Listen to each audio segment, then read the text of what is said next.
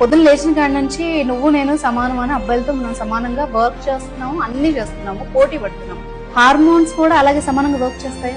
మనం అర్లీగా లేకపోతే వచ్చే ఇంబాలెన్స్ వల్ల, వచ్చే ఇన్సులిన్ సెన్సిటివిటీ ఇష్యూస్ వల్ల PCOS వచ్చి, ఇరెగ్యులారిటీస్ వచ్చి, ఫర్టిలిటీ కన్సర్న్స్ వచ్చి, వీటన్నిటిని రెక్టిఫై చేసుకోవడానికి మన బాడీ ఎంతో కష్టపడుతుంది. వాళ్ళు 4 రోజులు ఎర్లీగా లేస్తే హైట్ మన లైఫ్ స్టైల్ వల్ల ఇన్ఫర్టిలిటీ ఇష్యూస్ తగ్గుతాయా? 4 IUIలు 6 IVFలు అన్ని ఫెయిల్ అయినాయి. 27 years అప్పటి నుంచి ఆమె జస్ట్ IUIలు IVFల మీద ఉంది. ఈ 12 వారాల ప్రోగ్రామ్ తర్వాత కన్సీవ్ అయింది నాచురల్ గా, నార్మల్ గా. ఈ ఉమెన్ ఒకటి డిజైర్ ఏంటంటే ఆఫ్టర్ మ్యారేజ్ పిల్లల తర్వాత ఒక 2 నుంచి 5 కేజీలు తగ్గితే చాలు, ఆ ఇదిలో బతికేస్తున్నాం. ఎందుకు ఇలాగా మారామంటారు?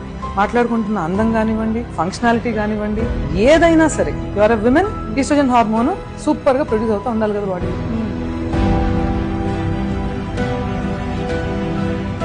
స్కూల్స్ లో ఒక టెస్ట్ చేస్తే ఫిట్నెస్ పరంగా చూస్తే వాళ్ళు ఇలా కూర్చోలేకపోతున్నారు, టాయిలెట్ సీట్ పొజిషన్ లో కూర్చోలేకపోతున్నారు. మన దేశంలో మంచినీళ్లు తాగాలంటే నిలబడి గబగబా తాగరు, గొంతుకు కూర్చుని తాగుతారు. ఆల్రెడీ ఉన్న విషయాన్ని రీసెర్చ్ చేస్తారు. మనకు ఒక టైం టెస్టెడ్ విజ్డమ్ ఉంది. అమ్మమ్మ వాళ్ళు ఎప్పుడు పరిగెడతా తాగలా, నుంచుని కూడా తాగేవాళ్ళు కాదు. కూర్చుని చక్కగా కామ్నెస్ లో భోంచేయడం, కూర్చుని మంచినీళ్ళు తాగడం.